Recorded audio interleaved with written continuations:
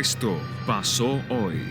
Acá soldados y guardias nacionales repelieron una agresión armada con ayuda de un helicóptero artillado. ¿A poco no se pasan de lanza? Miren nada más a esos agentes de tránsito allá por Celaya.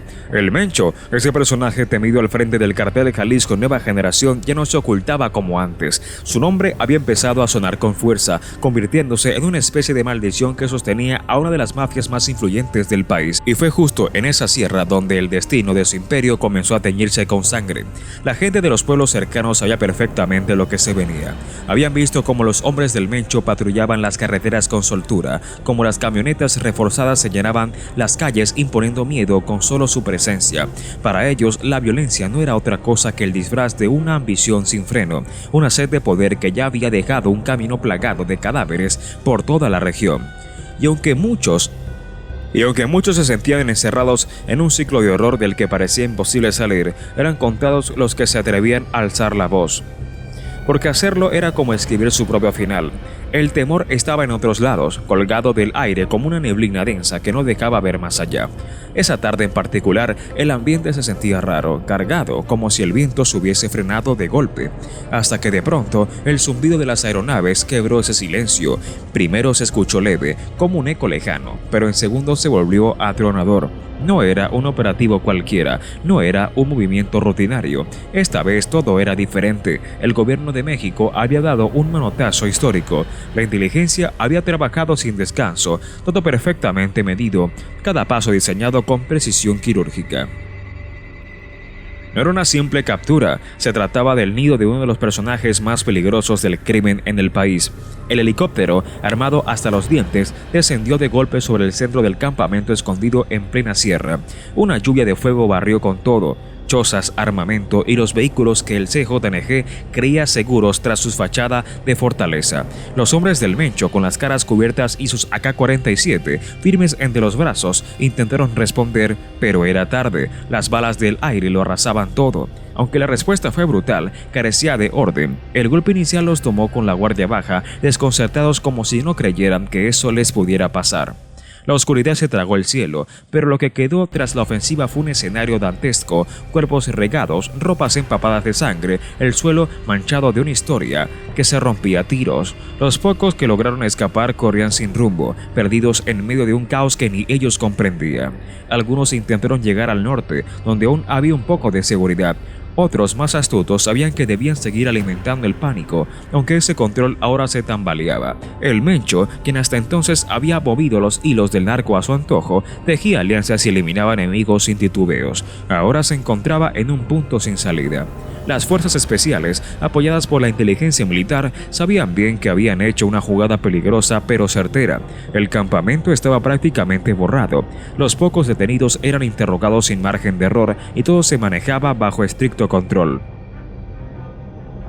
El Mencho, escondido entre la maleza de las montañas, ya no parecía un monstruo inalcanzable. Estaba cercado, vulnerable, y eso las autoridades lo sabían. El intento por romper el poder del CJNG había tomado un rumbo inesperado.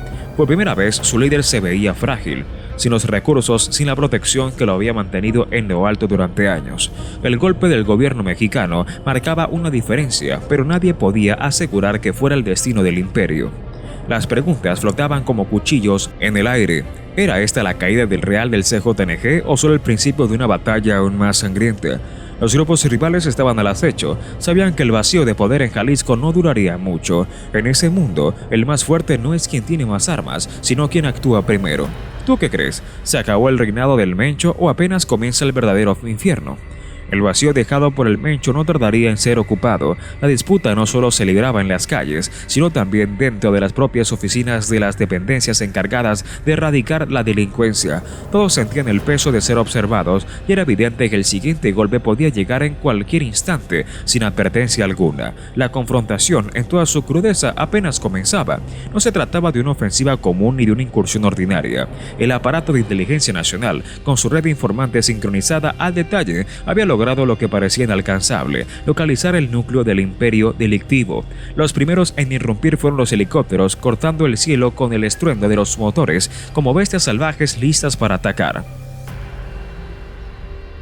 Desde el suelo, las miradas atónitas de los vigías se alzaron con incertidumbre, preguntándose qué estaban presenciando aeronaves fuertemente armadas descendiendo con la precisión de aves cazadoras. En esos segundos previos, el instinto de conservación de cada integrante del cartel se activó.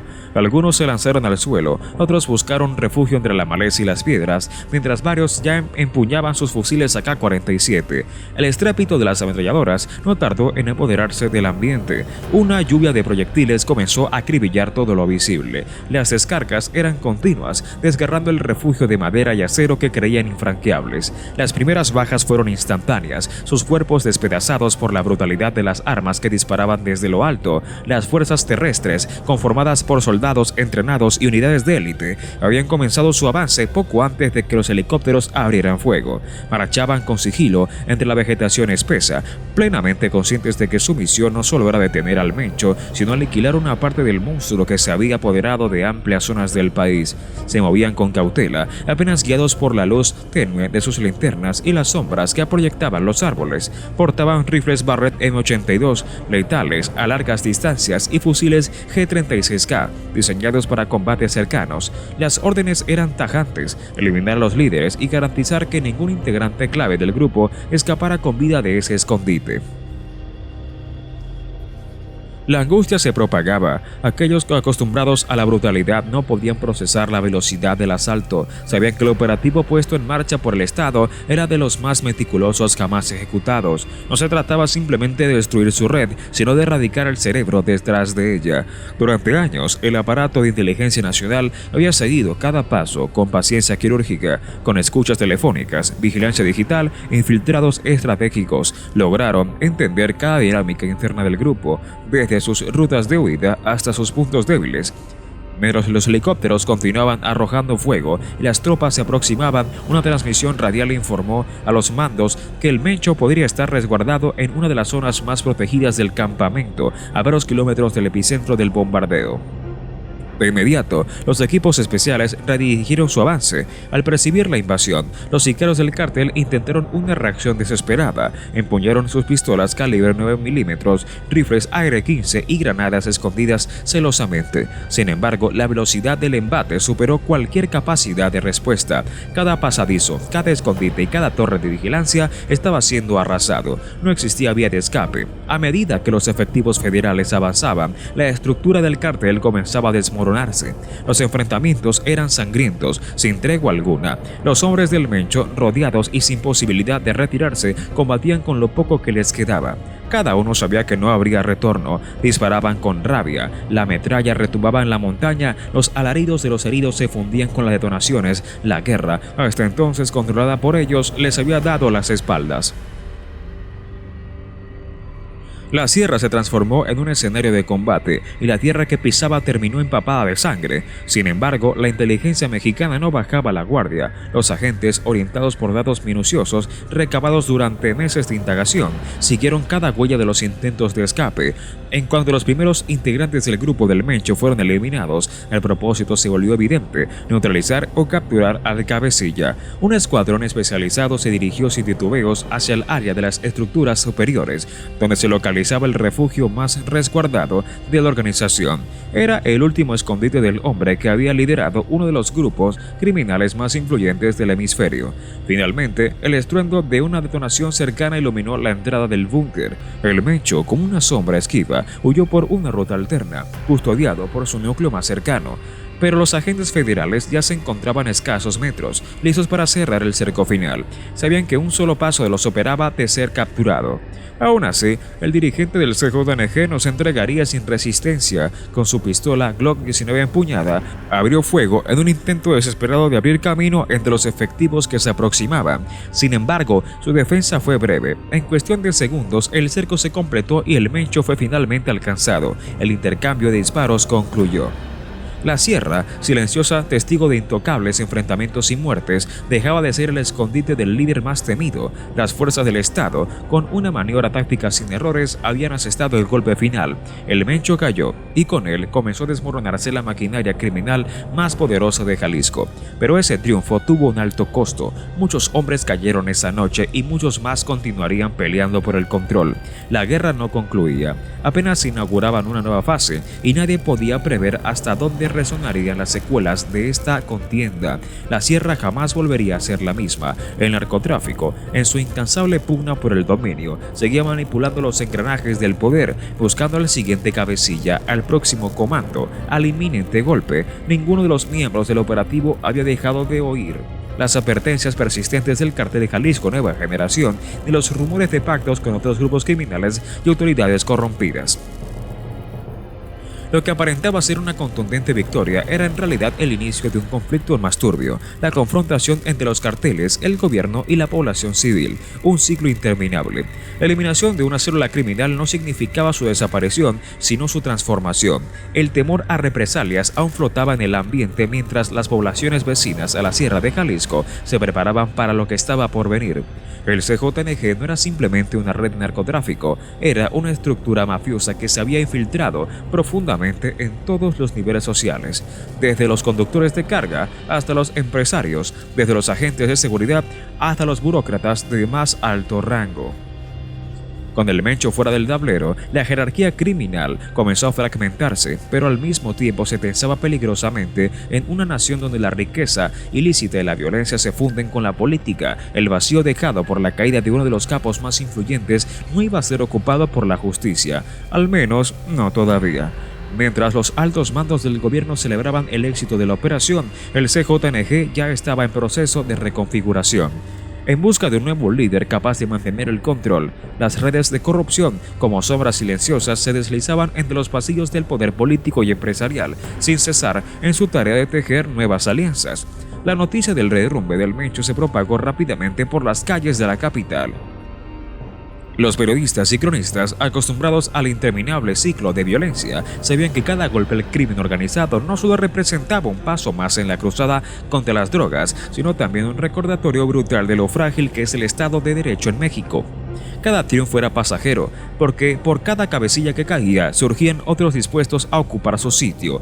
Mientras la figura del Mencho comenzaba a desvanecerse en la memoria colectiva, nuevos nombres empezaban a circular en los rincones más oscuros del crimen organizado, y con ellos una nueva pesadilla. Si el destino estuviera condenado a repetirse, los ecos de alianzas entre figuras políticas y criminales volvieron a resonar en los espacios de diálogo oculto. El Estado mexicano, por su parte, no podía darse el lujo de pasar por alto los intrincados lazos de corrupción que envolvían al CJNG.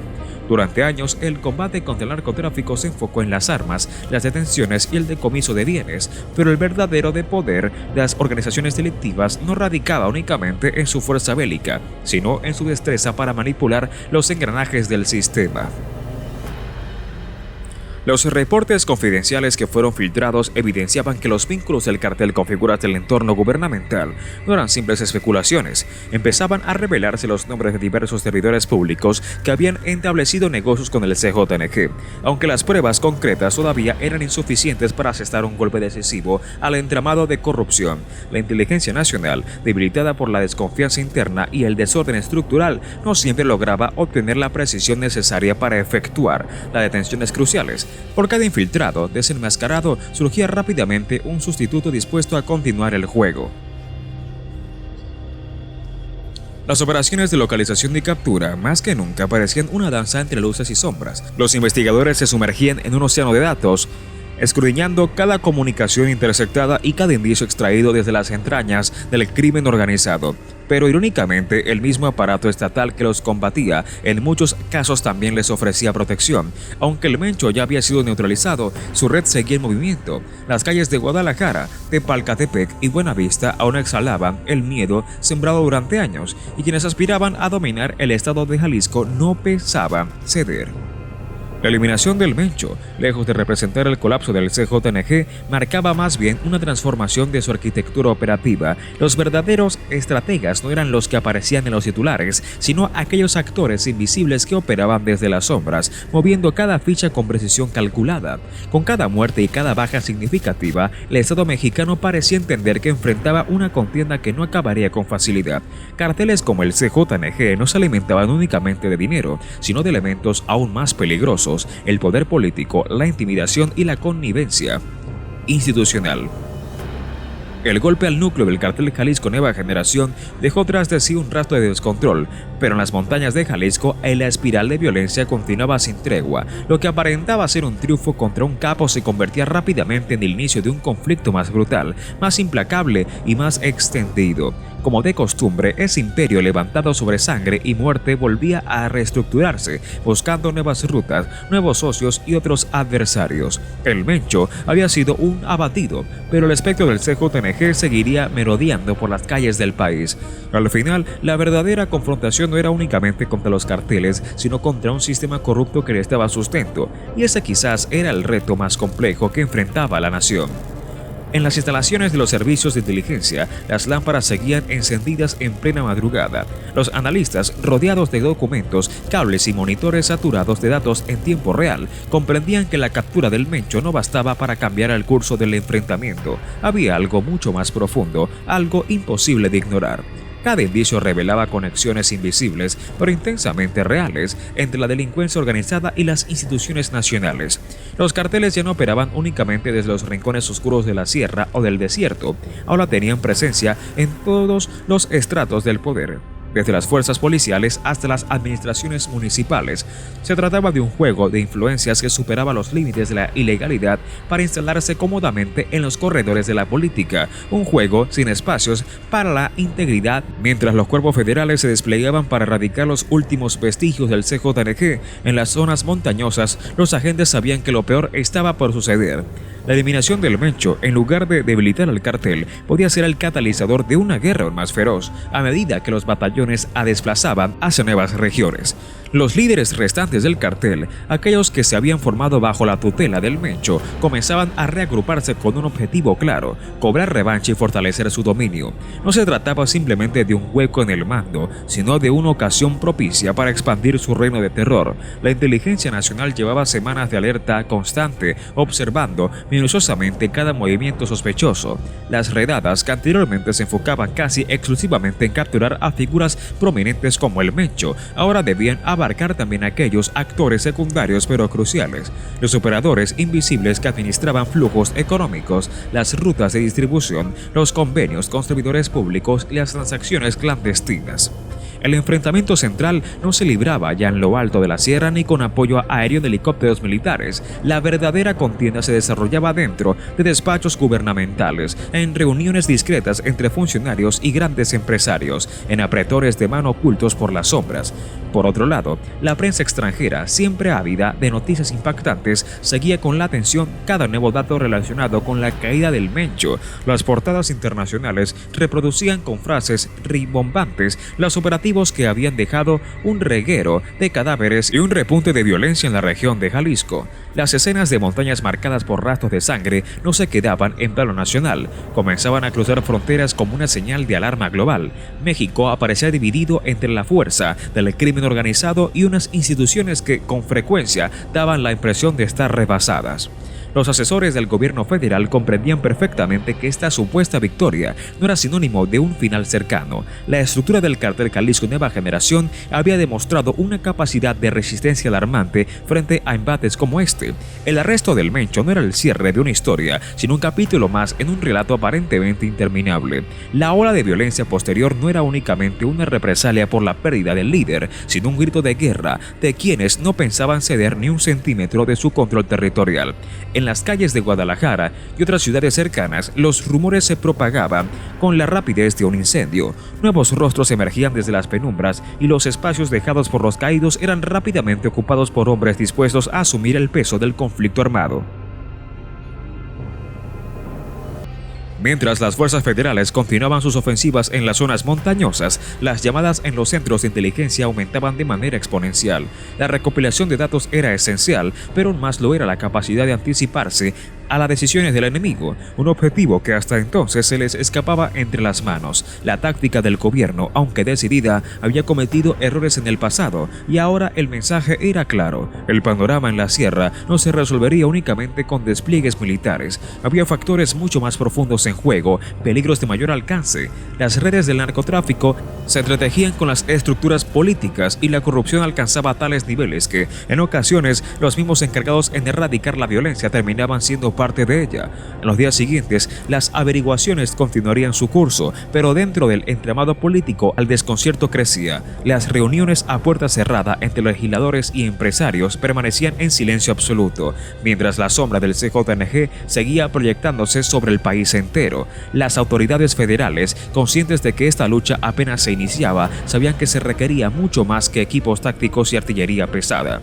Era fundamental contar con información precisa, operaciones encubiertas y sobre todo el respaldo de la población civil, muchas veces atrapada entre las balas del crimen y el fuego cruzado de las fuerzas del orden. La detención del Mencho dejó una huella imborrable en la crónica del narcotráfico mexicano, pero en altos mandos de la sierra el silencio solo era aparente. Los ecos de una guerra latente retumbaban entre las montañas, dejando claro que el círculo de la violencia distaba mucho de cerrarse. Y mientras el país continuaba en su búsqueda de soluciones, los verdaderos titiriteros del conflicto seguían moviendo sus piezas con frialdad letal dentro de un tablero donde la política, la sangre y los intereses económicos se entrelazaban sin compasión. El Mencho había sido abatido, pero su huella seguía germinando como el origen de una nueva etapa del crimen estructurado en territorio mexicano. En lo oculto, nuevos pactos comenzaban a tejerse, alistándose para adueñarse del mando. La caída del cabecilla del CJNG detonó una serie de acontecimientos que los servicios de contrainteligencia no habían calculado con precisión. A medida que la organización se disgregaba, sus fracciones más peligrosas se rearticulaban. Pero lo más alarmante no era la desaparición de una figura central, sino el espacio de poder que quedaba disponible para ser ocupado por nuevos actores. A alturas vertiginosas, las aspas del helicóptero de combate desgarraban el aire como una navaja. La escena en la sierra, con montañas imponentes y solitarias, evocaba un largometraje bélico. Pero aquí no existía libreto, solo la dura realidad de una guerra sin descanso. Los militares, con el temple forjado en batalla, no buscaban honor, sino cumplir la encomienda, desmantelar escondites del cartel, acabar con sus reservas, borrar cualquier indicio de una infraestructura. Sin embargo, mientras los helicópteros sobrevolaban la selva y los terrenos donde apenas se colaba la luz del sol, la sensación de acecho era constante. Sabían que estaban siendo vigilados y que, al tocar el suelo, el infierno de proyectiles y artefactos explotaría sobre ellos. Paralelamente, en los despachos de inteligencia, el ritmo del trabajo era incesante. Los analistas desmenuzaban cada fragmento de información disponible, conversaciones intervenidas, rutas de dinero disfrazadas en compañías inexistentes, reportes sobre nuevos mandos emergentes dentro del CJNG. Entre esas pistas apareció un nombre desde el anonimato. Aunque su fama no se acercaba a la del Mencho, tenía el temple y la inteligencia para llenar el hueco dejado por el ex líder. En los pasadizos del poder, su apodo se murmuraba con cautela: El Cholo, un personaje con vínculos arraigados dentro y fuera de la organización, con la habilidad de reconstruir el andamiaje criminal con la meticulosidad de un médico. Aunque su localización era un enigma, su poder ya se hacía notar en los rincones más recónditos del narcomundo. Con el paso de los días, el entorno se tornaba cada vez más inestable. La disputa entre facciones, avivada por la caída del Mencho, se desbordaba más allá de las montañas de Jalisco, irrumpiendo en otros estados de la República. Caravanas de vehículos reforzados, cargados con armamento pesado y fajos de efectivo, se deslizaban por el territorio con la agilidad de las sombras. Los choques armados no solo sacudían áreas rurales, las zonas urbanas comenzaban a volverse escenarios de combate. Guadalajara, el corazón del estado, se transformaba. En sus calles, las ráfagas eran cada vez más frecuentes y las áreas comerciales, antes vibrantes, quedaban vacías al anochecer. La ciudadanía se hallaba envuelta en una contienda que no comprendía, pero que afectaba su cotidianidad. Una balacera podía irrumpir en cualquier colonia y un vehículo cargado con explosivos podía detonar en una plaza repleta de visitantes. En el aparato gubernamental, las disputas internas comenzaban a intensificarse. Aquellos dirigentes que durante años habían permanecido indiferentes al conflicto contra los carteles, ahora se veían envueltos en una tormenta de señalamientos y presiones. La población, atrapada entre el miedo y la confusión, era víctima colateral de una guerra ajena. Las investigaciones sobre vínculos entre la clase política y el crimen organizado tomaban un rumbo inesperado. Mientras unos habían lucrado directamente con el narcotráfico, otros intentaban desvincularse de la imagen que la nación ya les había asignado. Las puertas que en otro tiempo se mantenían cerradas, ahora comenzaban a abrirse, aunque fuera por la fuerza del escándalo. Veían abiertas de par en par aquellas puertas que antes permanecían selladas y los corredores del poder comenzaban a impregnarse con el hedor de la deslealtad. Era solo cuestión de tiempo antes de que estallara una crisis aún más devastadora que la caída de un jefe criminal. Las piezas del ajedrez político en México se desplazaban con lentitud, pero con una letal exactitud. La presión sobre las autoridades se intensificaba, pero en vez de mostrarse como un aliado firme, el Estado parecía asumir un papel cada vez más difuso en medio del conflicto. ¿Quién realmente combatía el crimen y quién era cómplice de la estructura corrupta de lo que sostenía? Mientras tanto, la batalla de inteligencia entre los grupos delictivos y las instituciones gubernamentales se mantenía como un duelo de sagacidad y resistencia. Las operaciones encubiertas se tornaban más peligrosas. Los agentes, armados solo con su determinación y fidelidad a la patria, caminaban sobre un alambre invisible, conscientes de que un mínimo error podría costarles la vida. Conseguir informantes se había vuelto una tarea titánica. Los carteles operaban con una desconfianza extrema y cualquier soplo de traición era castigado con una violencia despiadada. De la misma forma, las instituciones gubernamentales temían perder el control sobre la información sensible, ya que un fallo menor podía alterar radicalmente el equilibrio de poder a favor a las organizaciones criminales. En los rincones más oscuros de Lampa, el arsenal bélico alcanzaba niveles insospechados. Los AK-47, famosos por su resistencia y capacidad letal, eran solo una parte del abanico de armas que incluso superaban en potencia a las unidades militares de élite. Las ráfagas incendiaban las laderas mientras los vehículos blindados de los carteles surcaban las carreteras como auténticos tanques. La tecnología que poseían no solo era sofisticada, sino letal. Drones armados con explosivos, dispositivos controlados vía satélite e incluso, en casos aislados, armas químicas. Nadie estaba a salvo, ni siquiera aquellos que antes se consideraban intocables. En las avenidas de Guadalajara y muchas otras urbes, la sociedad se encontraba atrapada en medio del fuego cruzado. Los ciudadanos ya no podían distinguir si los disparos que quebraban la madrugada eran enfrentamientos entre carteles o si la tragedia pronto tocaría sus puertas. Los ajustes de cuentas ya no obedecían a fronteras territoriales, se infiltraban en cada rincón del país. La percepción de inseguridad alcanzaba su punto más álgido y las dudas sobre el destino de la nación se volvían cada vez más difíciles de disipar. La disputa entre el CJNG y el aparato estatal ya no era solo una pugna por el dominio, sino una contienda mortal con normas borrosas y consecuencias devastadoras por cualquier paso en falso. Con el Mencho fuera del tablero, la pelea por el control absoluto apenas comenzaba. La sombra de su legado seguía creciendo, impulsada por nuevas alianzas y amenazas que empeoraban un panorama ya sombrío. Desde los altos de la sierra hasta los centros urbanos, pasando por los escrutinios de burócratas y mandos militares, todo parecía entretejido en un entramado tan intrincado como los intereses que prolongaban esta guerra. Un conflicto en el que nadie quedaba ileso, donde todos en algún momento tenían algo que arriesgar. La influencia del Mencho todavía flotaba en el ambiente, incrustada en cada rincón de la sierra, donde su nombre aún despertaba temor y obediencia. En tanto, en la ciudad, la vida cotidiana transcurría bajo una amenaza constante. Las calles de Guadalajara, Jalisco y otras metrópolis se habían transformado en zonas de guerra. La población ya no sabía diferenciar entre las balaceras de las organizaciones criminales, los operativos del ejército. Los disparos retumbaban en las colonias, las patrullas se deslizaban entre las avenidas y el miedo se respiraba como una niebla espesa. Las familias se trincheraban tras cortinas y candados, sin saber si lo siguiente que escucharían serían las sirenas de emergencia o el estruendo de los fusiles. En medio de ese desorden, los carteles comenzaban a desplegar sus nuevas estrategias. El vacío de poder que había dejado el Mencho no era algo que las autoridades mexicanas pudieran capitalizar con facilidad. La información circulaba lentamente como un río que aún no encontraba su cauce definitivo, mientras el gobierno intentaba identificar rastros y pistas de los nuevos actores que se disputaban el trono criminal. No era una simple captura, se trataba del nido de uno de los personajes más peligrosos del crimen en el país. El helicóptero, armado hasta los dientes, descendió de golpe sobre el centro del campamento escondido en plena sierra. Una lluvia de fuego barrió con todo: chozas, armamento y los vehículos que el CJNG creía seguros tras su fachada de fortaleza. Los hombres del Mencho, con las caras cubiertas y sus AK-47 firmes entre los brazos, intentaron responder, pero era tarde. Las balas del aire lo arrasaban todo. Aunque la respuesta fue brutal, carecía de orden. El golpe inicial los tomó con la guardia baja, desconcertados como si no creyeran que eso les pudiera pasar. La oscuridad se tragó el cielo, pero lo que quedó tras la ofensiva fue un escenario dantesco: cuerpos regados, ropas empapadas de sangre, el suelo manchado de una historia que se rompía a tiros. Los pocos que lograron escapar corrían sin rumbo, perdidos en medio de un caos que ni ellos comprendían. Algunos intentaron llegar al norte, donde aún había un poco de seguridad.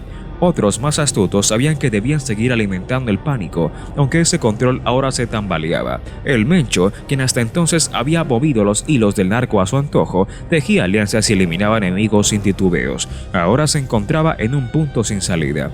Las fuerzas especiales, apoyadas por la inteligencia militar, sabían bien que habían hecho una jugada peligrosa pero certera. El campamento estaba prácticamente